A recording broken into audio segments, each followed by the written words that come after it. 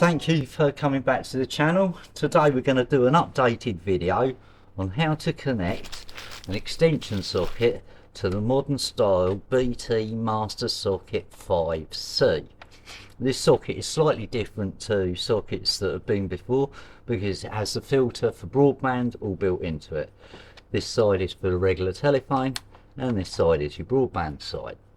Now there are a couple of ways to wire this socket, but we'll do the standard way, which is to add an extension which you might want to put in a bedroom or a kitchen, or maybe even in the lounge because your master socket is in the hallway. So to start with the master socket, OpenReach would have installed this for you. Put your thumb and your finger each side of the socket, pull forward. Nice toolless design.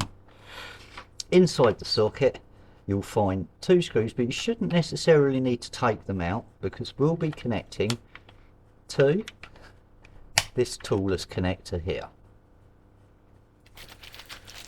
So we have our socket bought in from a wholesaler or Wix or B&Q and a back box.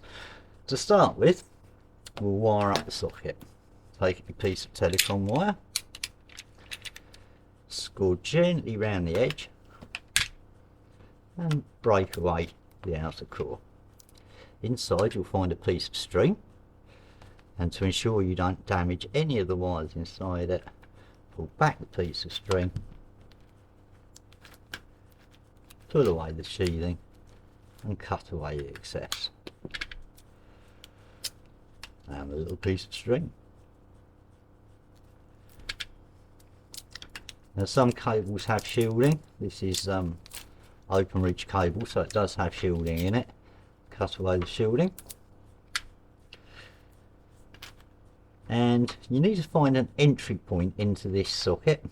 And now usually they have a back box on protruding from the wall, in which case you can push out one of the knockouts, pass your cable through the hole in the knockout and grab the cables and bring them through into the front of the box. It says.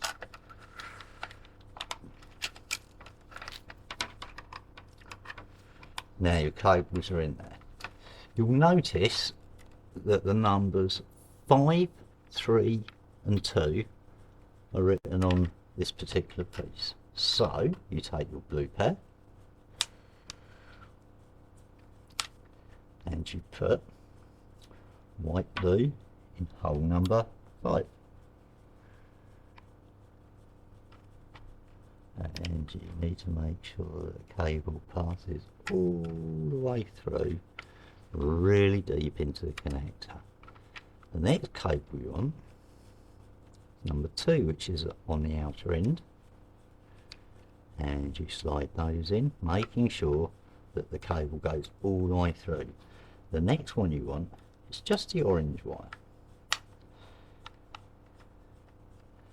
and this is sometimes referred to as a belt wire. Push that in. Once all the cables are in, push it down and that connection is made. Any excess cable, like the little white one, go back to the box and replace the front of the socket. That end's now prepared. This end we'll be taking off to the room we're going to. So we have a back box here. We'll just make a little hole in the back box.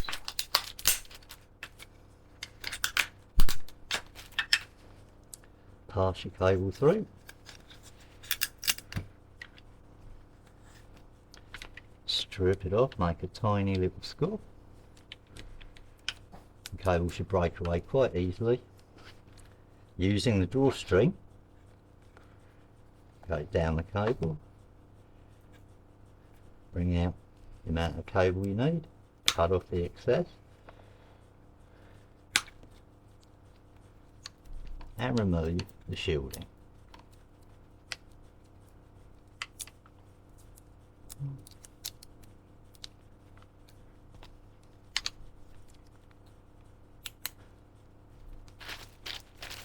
Then take your extension socket,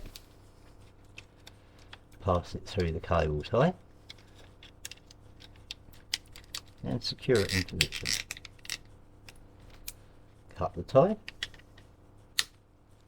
and this is where you'll need a punch down tool. Now, as we did the blue wires earlier, we noticed that there was numbers on the connector itself. Those numbers are also present on the back of the socket. So we did white glue on pin number 5. So we put white glue on pin 5. We did dark blue on pin 2. We did dark orange on pin 3. And we did light orange in this instance on pin 4, just to make a tidy job. We then take our punch down tool, punch, punch, and as you can see, there's a cutter on one side that cuts away the excess.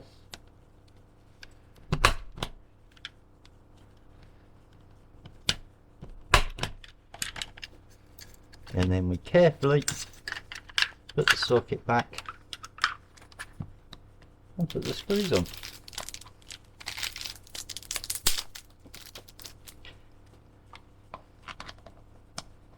And that is how you wire a pre-filtered modern style Mark IV ADSL socket.